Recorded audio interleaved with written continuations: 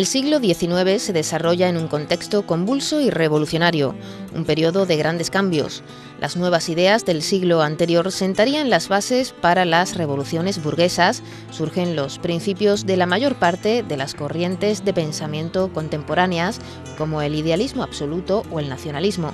Y uno de los personajes más singulares de Coín de la época fue Pablo López, el Cojo de Málaga. Él nació en Málaga a finales del siglo XVIII, pero se trasladó muy pronto a Coín, y aquí en Coín pasó su juventud y gran parte de su vida. Él era sastre, hizo el aprendizaje aquí en Coín, se examinó para maestro de sastre, que entonces era obligatorio para cualquiera de estas artes, de estos oficios, había que hacer un examen. Él está aquí en Coín, se casa aquí en Coín, se traslada a Málaga cuando empiezan los acontecimientos de la invasión de España por parte de las tropas francesas. Él toma conciencia patriótica y bueno, y ya estando aquí en Coín, pues ayuda a las tropas en la medida que él puede. No podía ir a la guerra porque tenía un defecto evidente, no era el Cojo de Málaga. Entonces lo que participa es pues haciendo uniformes para las tropas, tiendas de campaña, va a visitar al gobernador de la plaza, Teodoro Reding, y dice: aquí estoy yo para lo que haga falta. El tío se ofrece, el general pues lo acepta y lo pone a trabajar en su oficio. Bueno, pues cuando la defensa de Málaga ya es imposible, él se había distinguido precisamente pues en reclutar gente, en hablarle a sus compatriotas y a gente de su clase en la importancia de defender a la patria, en fin, todo un exaltado. Bueno, cuando ve que ya esto es imposible, él, y viendo que su vida podía correr peligro, él se organiza para irse de Málaga con su mujer y su hijo, cogen un pequeño barco y se marchan. Pero en ese barco resulta que además de ciertas personas iba una caja de caudales importante que querían poner a buen recaudo de los franceses, y un traidor vuelve el barco y entrega los caudales a los franceses. Él, cuando desembarca, se teme lo peor y bueno, logra salir in extremis de Málaga, se marcha a Marbella, donde deja a su hijo con las tropas nacionales, digamos, y él se marcha hacia Algeciras, Gibraltar y Cádiz. Él logra un pasaporte que lo lleva a Cádiz, y en Cádiz es donde realmente empieza a distinguirse como revolucionario. En Cádiz había, en la iglesia donde se reunían las cortes, arriba hay una balaustrada en la que el público podía asistir a esas cortes. Él se distinguió especialmente por defender allí la causa de los liberales, y cada vez que hablaban los conservadores, él organizaba un pequeño tumulto o un gran tumulto para impedir que hablaran esta gente. No sé si era tanto como la prensa conservadora decía, probablemente se exageraría, pero en cualquier caso debió ser un personaje bastante relevante, y prueba de ello es que hay en la iglesia donde se reunían las cortes, en Cádiz, hay un pequeño museo en el que hay pues diversidad de objetos, cuadros, tal, y hay un cuadro que se llama Las Cortes, en el que en el primer plano se ve precisamente al Cojo de Málaga como un personaje relevante. Por tanto, él era un hombre que se dejaba oír, porque además tenía un vozarrón, y incluso se dice que cuando la cosa se ponía especialmente dura por parte de los conservadores, él para distraer ese discurso tiraba su muleta desde arriba, con lo cual formaba un gran estrépito, ¿no? En fin, es todo un personaje. Bueno, cuando pasado este primer tiempo revolucionario y cuando la invasión iba ya a menos, se esperaba que pronto llegara Fernando VII, conocido en ese tiempo como el deseado, y que después se distinguiría por lo más gobernante, incluso se llamó el rey felón, ¿no? Por su década ominosa y todo esto. Bueno, pues cuando ya estaba en marcha que la venida de Fernando VII, se organizan las cortes para instalarse en Madrid. Él recibe el apoyo de ciertos personajes notables liberales, y se marcha a Madrid con toda esa corte que va desde Cádiz. Pero allí, claro, Madrid no era Cádiz y los conservadores estaban muchísimo mejor organizados que lo pudieran estar en Cádiz, ¿no? Entonces, toda la prensa conservadora de la época, que era bastante, y empieza a criticar todo el mundo liberal. Se trataba de que la Constitución que se había aprobado en Cádiz fuera mermada en sus aspectos más liberales, y en eso estaban, ¿no?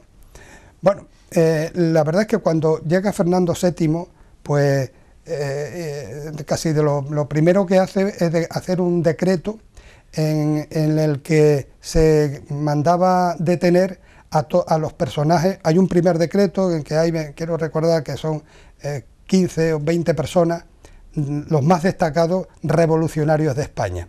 Están ahí todos los intelectuales, desde Alcalá Galiano, Zumalacárregui y otros muchos, ¿no? Todos los más destacados intelectuales de la época, y curiosamente aparece en último lugar, no es tan curioso, aparece Pablo López, junto a todos estos liberales de gran prestigio intelectual. Hay que tener en cuenta que Pablo López, si no era un analfabeto, sí era un hombre poco culto, no diremos inculto, porque llegó a escribir un manifiesto, ahora aumentamos, ¿no? Pues viendo que la situación se le complicaba, pide un pasaporte, que entonces es necesario, para volver a Málaga. Pero justamente cuando va a pedir ese pasaporte, ya estaba cursada la orden de detención contra él, y lo detienen. Anteriormente había publicado un manifiesto en el que él decía, pues, manifiesto de los hechos y la contribución de Pablo López a la revolución patriótica vivida en estos años. Más o menos ese era el título de ese manifiesto, en el que decía todo lo que había hecho por la causa de la libertad, desde poner su caudal, su familia, su propia vida, etc. En fin, aquello no le sirvió de nada, porque lo detuvieron y se empezó un proceso que duró 2 años, el proceso contra Pablo López.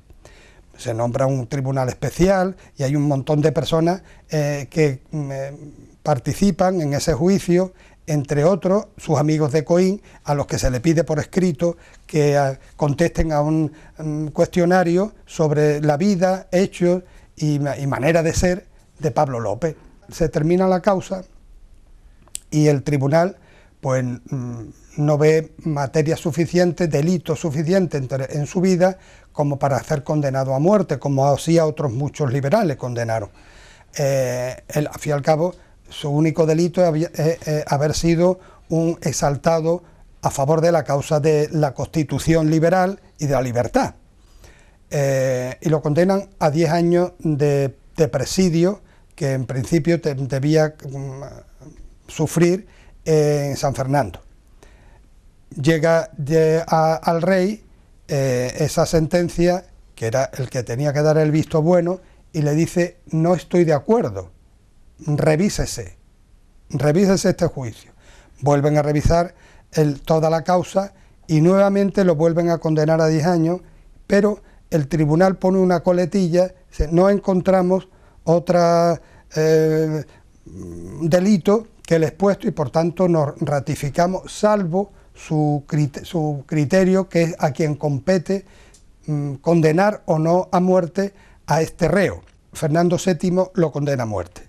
Y lo condena a muerte porque probablemente veía en Pablo López la encarnación del pueblo contra los privilegios de la corona, el ascenso del pueblo a determinadas cotas de poder que el absolutista felón de Fernando VII no podía permitir. Lo cierto es que cuando está ya el cadalso puesto en la plaza, sale de la cárcel para ser llevado delante diciéndole todo, con el personaje que iba leyendo todos los delitos que había contra el rey, pues se presenta en Palacio un representante de la embajada británica, el secretario de Negocios Extranjeros, recordándole al rey que si mataba a Pablo López, el embajador inglés se marchará de España con todo lo que eso conllevaba, que detrás de eso había toda pues bueno,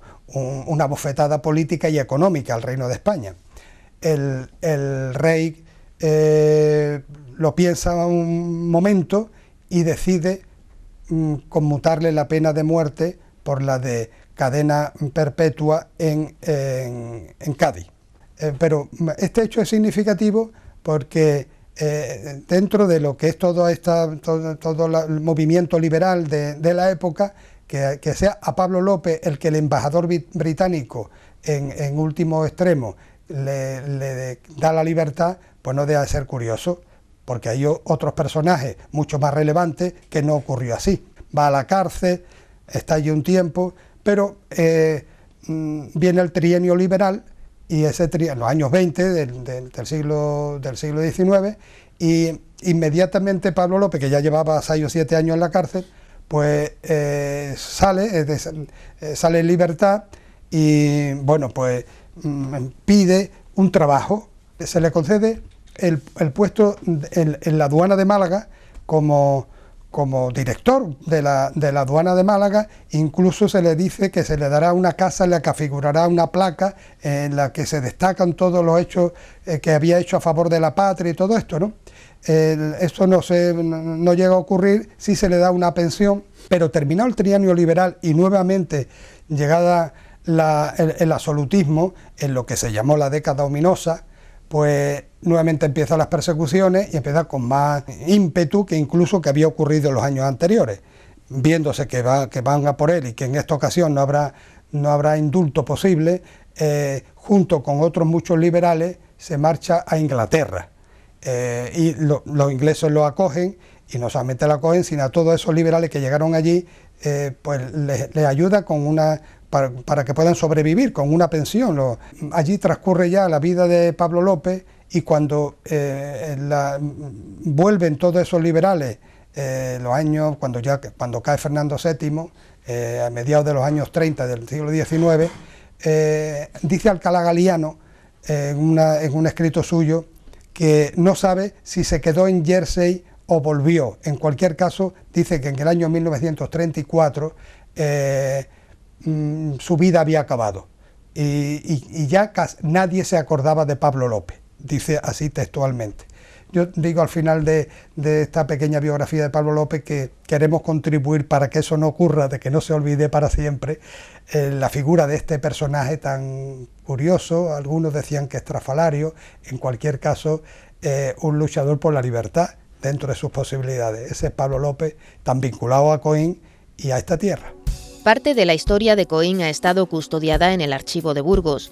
A finales del siglo XVIII, el escribano del Cabildo, Antonio Burgos y Alonso, elaboró un trabajo de la situación industrial en Coín y recopiló importantes documentos del archivo municipal, hasta entonces poco cuidados. A su muerte, el archivo pasa a manos de Salvador Burgos Florido, que amplía la documentación, y posteriormente se hace cargo del mismo el secretario municipal, también interesado en su conservación, José Fernández Cabrera. Al fallecer, su mujer comenzó a vender las antigüedades, pero la documentación la compró el coineño Lucas de la Rubia, hasta que pasó a manos de sus descendientes, primero sus hijas y por último su hijo José María de la Rubia Jiménez. Todas estas personas cuidaron esta fuente documental determinante para los estudiosos de la historia de Coín.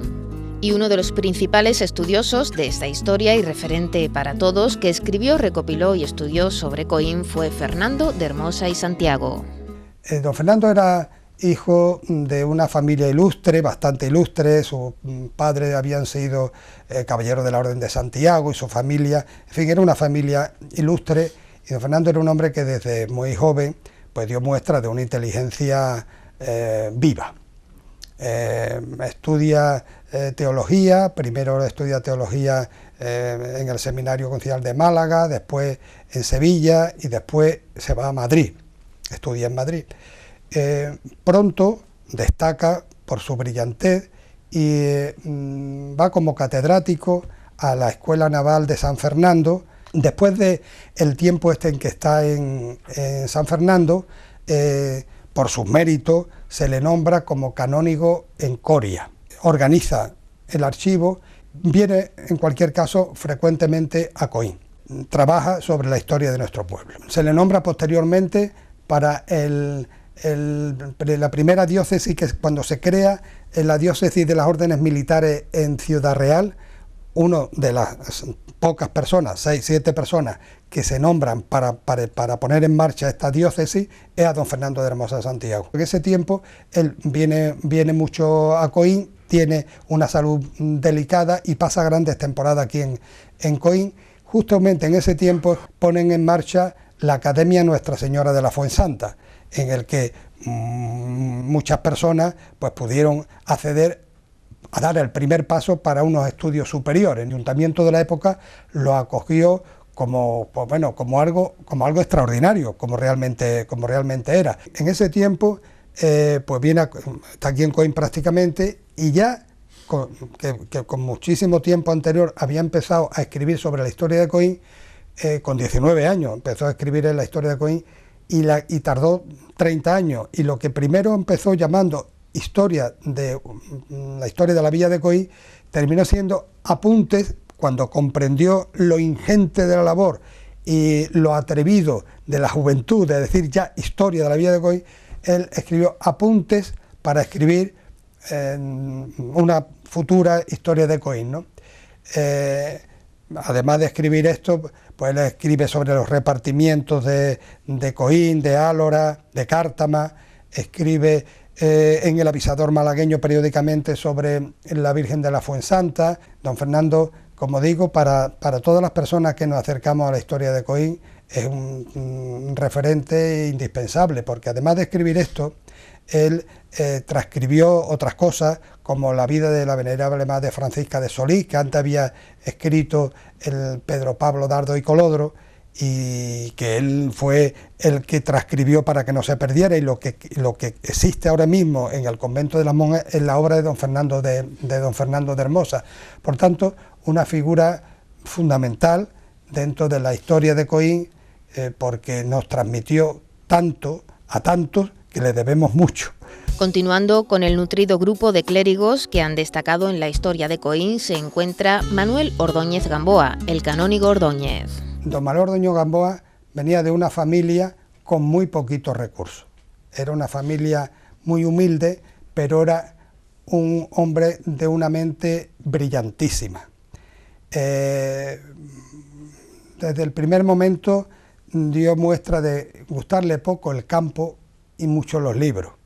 En fin, no tenemos de él demasiados datos. Sabemos que fue un hombre bondadoso, un gran estudioso, que fue catedrático en el seminario de Málaga, el seminario de San Sebastián de Málaga, que fue un hombre, como digo, muy bondadoso. Probablemente fue uno de los primeros que creó una ONG en Coín.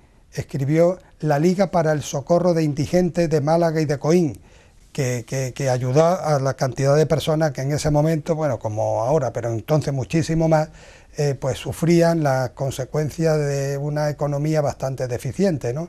Don Manuel Ordóñez Gamboa ayudó a tantas personas en este pueblo que el Ayuntamiento de Coín le nombró, además de hijo predilecto, le puso una calle, y le cambió la calle a la antigua calle Merino, que era la que subía desde la Alameda hacia el Albaicín, y desde entonces se llama calle del canónigo Ordóñez, que es don Manuel Ordóñez Gamboa. Y otro de los grandes teólogos del siglo XIX fue José Agreda Barta. A mediados del siglo, esto que estamos hablando, pues era un hombre con unas calidades intelectuales más que notables. Siempre en su estudio con notas de meritísimo, también catedrático posteriormente en el seminario, oposita a una canonjía en la Catedral de Málaga, junto precisamente con don Manuel Ordóñez Gamboa, que fue el que la ganó al final. Agreda Barta lo que hace que una vez que no consigue la canonjía en Málaga, oposita en Córdoba, y allí se gana la cátedra, la canonjía en la Catedral de Córdoba. Es un hombre muy humilde, es un hombre muy bondadoso, se dedicaba especialmente a cultivar la caridad cristiana, la humildad, hasta tal punto que nombrado obispo de Menorca, que yo sepa es el único coineño que han nombrado obispo, renunció porque no se creía digno de tal dignidad. Lo que sí se distinguió desde luego fue como orador y escritor de discursos. Fue un orador muy brillante y escribió unos discursos que llegaba realmente a la gente, a las masas. Pero en la historia del siglo XIX en Coín no solo hubo importantes representantes eclesiásticos. En este siglo también nació el coineño más universal por la trascendencia de su obra, el pintor Antonio Reina Manescau. Pertenecía a una familia que tenía de industriales, tenía terratenientes, tenían un cortijo importante, el cortijo Ricardo, la Haza de Zayas, en fin, y desde muy joven pues dio muestra de su habilidad en el dibujo, y que lo que inmediatamente hizo que su familia lo mandase a Málaga a estudiar en la Escuela de Bellas Artes de Málaga. Bueno, pues allí en la Escuela de Bellas Artes de Málaga tuvo la suerte de tener unos maestros tan notables como Martínez de la Vega, Bernardo Ferrandi y sobre todo Muñoz de Gren. Don Antonio Muñoz de Gren, de que el propio Picasso, cuando se le pregunta quién es, desde su punto de vista, un gran impresionista, dice sin duda alguna mi maestro don Antonio Muñoz de Gren, que también fue maestro de Picasso. Su inclinación natural y su habilidad natural y su arte para el dibujo le permiten progresar rápidamente. Él expone ya en exposiciones en Málaga, y en la Corporación malagueña adquiere pronto un cuadro suyo que desde entonces ha estado por 1000 pesetas en el salón, en el despacho de los alcaldes de Málaga. Desde entonces tienen un cuadro de don Antonio Reina Manescau en su despacho frente a ellos, ¿no? Bueno, pues él consigue una beca para estudiar en Roma, para perfeccionar y mejorar sus estudios, y se marcha a Roma y desde entonces prácticamente se queda a vivir allí en Italia. Viene muchas veces a Coín, pero se queda a vivir prácticamente en Italia. Allí coincide con otros muchos pintores europeos y se hace un hombre muy cosmopolita. Pinta retratos, pinta paisajes, es un gran paisajista, viaja por toda Italia, y sobre todo pinta Venecia. Él es un pintor que es conocido como el pintor de Venecia. Tiene una amplísima producción de cuadros venecianos, tan del gusto de la época y tan del gusto, por ejemplo, de Inglaterra, en el que él a Londres mandaba una importante producción, y hay muchos museos, tanto de Inglaterra como del resto de la Gran Bretaña y de Europa y de América, que tienen en sus muros colgados obras de don Antonio Reina Manescau. No hay que ir tan lejos. En Málaga, lógicamente, en el próximo museo que se va a abrir de la Aduana, tendrán muchas obras de don Antonio Reina. El Museo Thyssen tiene obras de don Antonio Reina, porque don Antonio Reina Manescau es un preciosista de la pintura. Él recibe mención y honor en muchas de esas exposiciones.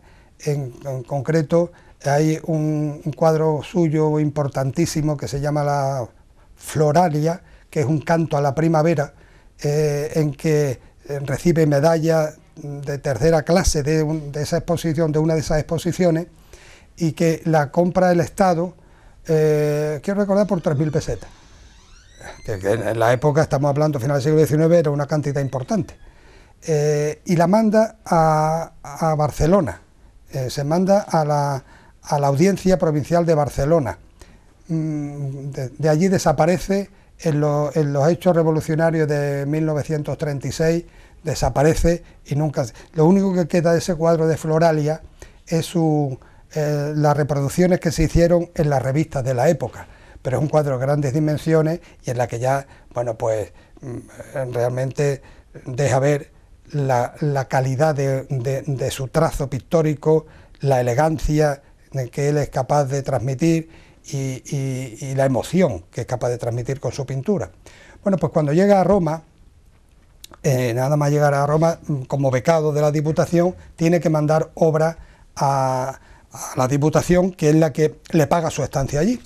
lo que tenemos que destacar sobre todo es un cuadro que para esta localidad es fundamental, y ojalá que tengamos muy pronto colgado en alguna de las paredes del municipio, del ayuntamiento de esta ciudad, ¿no? Es el Rancho Andaluz, podemos decir el Rancho Coineño, aunque él está titulado Rancho Andaluz. Esa obra se expuso por primera vez en el convento, en la sala del convento de la Encarnación, y se hizo en una exposición que organizó la Residencia Escolar Virgen de la Fuensanta por los años, a mediados de los años 90, varias exposiciones que se hicieron de los pintores malagueños del siglo XIX. Esa fue la primera vez que se pudo admirar esa obra tan extraordinaria y que dice tanto de Coín. Hay una persona estudioso de la pintura malagueña del siglo XIX, Rafael Vera Pérez, que decía que si a ese cuadro se le pudiese añadir sonido y se le pudiese añadir el sonido de chicharras de fondo, y si le pudiéramos poner un caldero con gazpacho, en cualquier lugar del mundo que se presentara no habría más que decir ahí está Coín, porque es una síntesis del campo coineño de mediados y finales del siglo XIX, principios de XX, ¿no? En fin, don Antonio se casó en Roma y quedó viviendo en Roma, se casó con una mujer que cantaba ópera y vino a Coín ya bastante poco, vino cuando su madre estaba enferma, y precisamente ahí fue cuando empezó a tomar los apuntes para pintar esa obra tan maravillosa del rancho andaluz, del rancho coineño. Se marchó y ya murió en Roma y está enterrado en un cementerio de Roma. Otro pintor relevante en la historia de Coín es Antonio Palomo Anaya, quien junto a sus hermanos, el también pintor José y el doctor Rafael, forman parte de los hijos ilustres de esta tierra. Era de una familia bastante modesta. Su padre era zapatero y no tenía muchos recursos, pero sí tenía un hijo, Antonio, mayor, que era un artista. Desde muy joven, pues se vio que Antonio era un artista. Empezó a estudiar aquí en Coín y con dificultad pues pidió ir a Málaga, empieza a estudiar en Málaga y al poco tiempo tiene que venirse porque no tenía recursos para seguir estudiando. Entonces se dirige al ayuntamiento para pedir una beca que le permita poder seguir estudiando en la Escuela de Bellas Artes de Málaga. Esta solicitud al Ayuntamiento de Coín para que le conceda una beca viene avalada y firmada por los catedráticos de la Escuela de Arte, que como hemos dicho antes eran Martínez de la Vega, Muñoz de Gren y Bernardo Ferrandi, y le apoyan en que se le conceda esa beca para que pueda seguir estudiando y aprendiendo una mente brillante en el arte como era la de Antonio Palomo. Lo consiguen y Antonio puede seguir estudiando en Coín primero, Málaga después, y después marcha a Madrid para seguir estudiando y ya consagrado como pintor, pues vender su obra y tener una facilidad económica que le permitiera, entre otras cosas, ayudar a su familia, a sus hermanos, ¿no? Antonio en ese tiempo pues conoce a la intelectualidad española, entre otros a Pío Baroja, que hace un retrato, dice de él que era una persona dado al misticismo. Bueno, ayuda a su hermano José y a su hermano Rafael. José también pintor y escritor, escribía en diarios. Pero bueno, también participa Antonio Palomo, pinta un cuadro extraordinario para una exposición nacional que se llamó El Tránsito de la Virgen. Él pinta muchos motivos religiosos, por eso Pío Baroja le dice muy dado al misticismo, ¿no? Bueno, el Tránsito de la Virgen es un cuadro de grandes dimensiones que, como digo, tiene mención y lo adquiere el Estado. Y igual que le había pasado a Floralia de Reina, lo mandan a Barcelona, y también, como le había pasado a este otro cuadro que comentábamos antes, desaparece, en este caso hacer un cuadro de motivos religiosos, pues dentro de la quema de conventos y la quema de iglesias que se produce también en Barcelona, desaparece por el fuego. Sobre todo es reconocido en ese tiempo también y mucho en su pueblo. Se le nombra hijo esclarecido y predilecto de Coín, entre otras cosas, además de por su arte, por su bondad, porque además él ayudó mucho a su familia, a su hermano José, lo lleva con él a Madrid para que aprenda también el oficio del que él también era un brillante pintor y escritor. Muere muy joven su hermano José y él se viene, cae en una depresión y se viene para Coín. Ayuda a su hermano Rafael, que terminó la carrera de medicina y ejerció en Coín durante el poco tiempo que vivió, porque dado también mucho Rafael ayudar a la gente en una epidemia de gripe de la época, con los pocos medios entonces que había, él se implicó tanto que se contagió y murió siendo muy joven. Don Antonio, después de todas esas tragedias familiares y de su propia salud quebradiza, pues se viene a Coín y no pinta más, nunca más, porque su hermano Rafael le había instado a pintar un cuadro que él abandona, que era sobre la casa de Jesús en Nazaret, y él abandona. Empieza también en ese tiempo un cuadro muy interesante que se llamaba El muro de las lamentaciones o el llanto de los judíos, que deja inacabado. Y es muy curioso ese cuadro último, porque en ese cuadro él retrata a muchas personas conocidas suyas, familiares, incluso un chiquillo, un chaval que había querido pintar, un chaval andrajoso, pero muy pictórico. Y es una anécdota muy curiosa porque quiso pintarlo, lo habló con su madre y estaba encantado de que lo pintara. Sí, bueno, pues mañana me lo trae al estudio. Y cuando llevó al niño, resulta que el niño venía perfectamente limpio, aseado, cortadito el pelo. Dios mío, esta señora, no era este el niño que yo quería pintar. Cuando le crezca el pelo y esté un poco más desaseado, me lo trae usted. Pero en fin, al final lo pintó en ese cuadro de El llanto de los judíos. Antonio Palomo Anaya es un hombre muy conocido en Coín, hasta el punto de que tiene un colegio, una glorieta en el parque, y un colegio desde hace muchísimo tiempo lleva su nombre, ¿no? El primer edificio que se creó es Profeso para Escuela en Coín, lleva el nombre de don Antonio Palomo Anaya. También su hermano, el doctor Palomo, la calle Caridad, lleva su nombre, el nombre de Rafael Palomo Anaya. En fin, una familia de artistas y una familia buena. Y el teólogo más brillante del siglo XIX fue José Moreno Maldonado. En el caso también de José Moreno Maldonado, probablemente el más brillante de todos, probablemente el más brillante con mucho. José Moreno Maldonado, también de una familia agrícola, de una familia con pocos recursos, una mente brillante. Ya con 14 años escribió una novela, se llamaba Luis, y fundó un semanario, 14 años. En fin, estudió también en el seminario en Málaga, catedrático muy pronto. Es un hombre que se distinguió, bueno, por esa facilidad que tenía para todo lo que emprendía, no solamente para todo lo relacionado con la teología. Fue un científico. Era miembro de la Academia de Ciencias de Málaga, que se jactaba de tenerlo entre sus miembros. Fue un hombre, un estudioso de la historia y de la arqueología, en fin, canónigo con muy corta edad, con 27 años, quiero recordar que ya era canónigo de la Catedral de Málaga, y inmediatamente que llega a la catedral, lo primero que hace es organizar los museos de la Catedral de Málaga, que tenía una obra ingente, y organizar el archivo catedralicio, que estaba también bastante disperso. Ya destaca por los discursos que en la sociedad malagueña daba esos discursos, por sus escritos en la prensa, colabora en la prensa malagueña de manera asidua, estudia. En ese tiempo se están haciendo las primeras excavaciones en la Alcazaba de Málaga, y él escribe sobre todo eso, detallándolo de una manera sistemática y científica.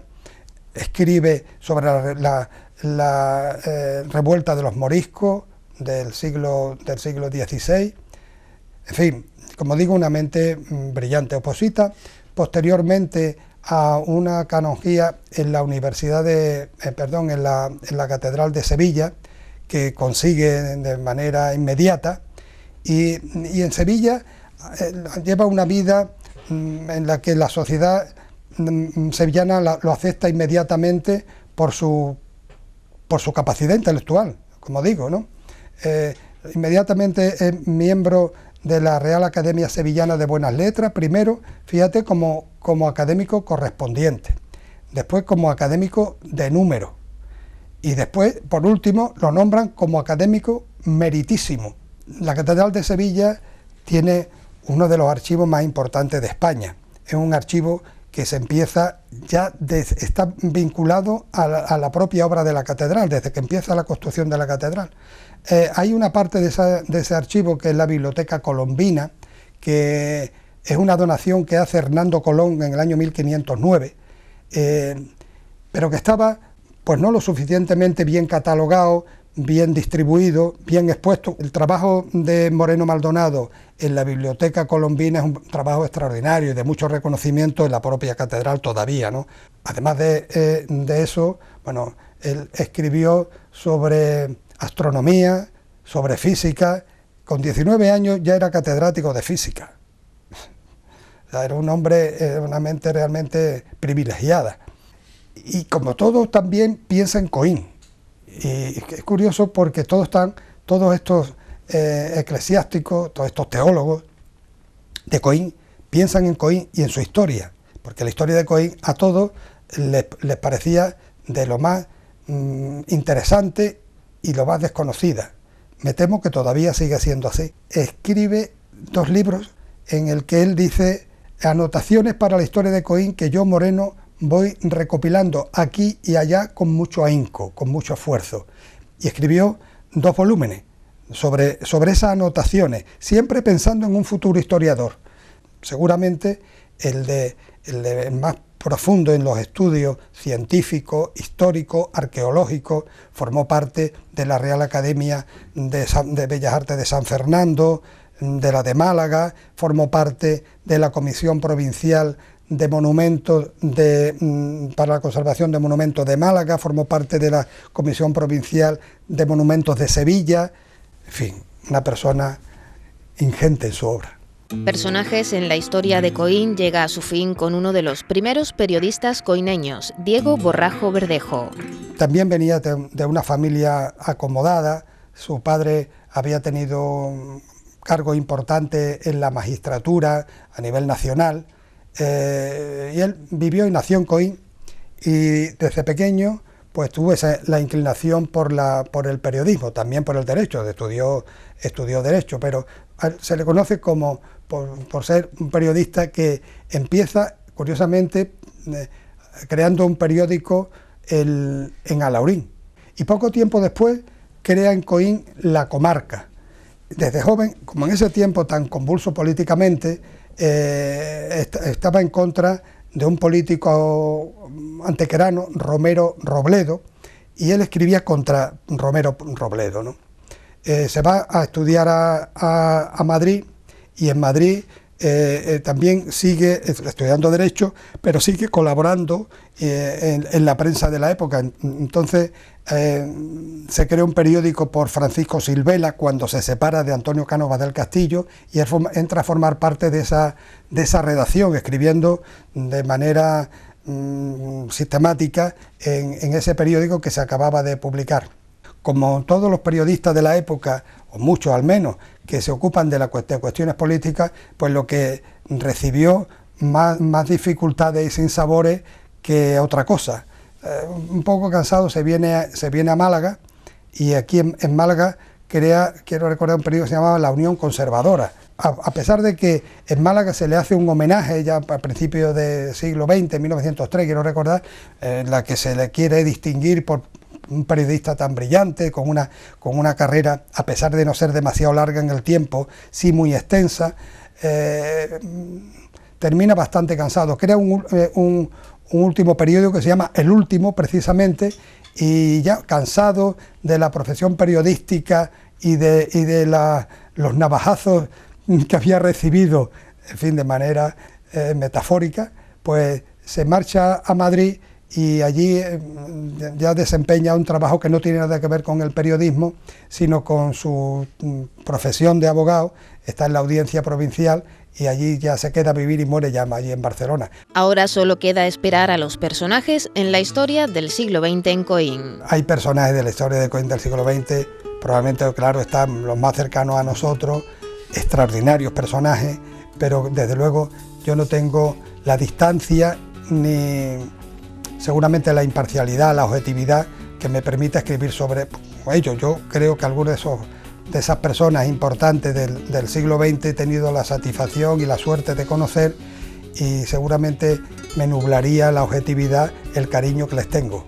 Seguro que algún estudioso, algún historiador de Coín se atreverá en el futuro a biografiar personajes del siglo XX que han sido tantos y han hecho tanto por el progreso de esta ciudad.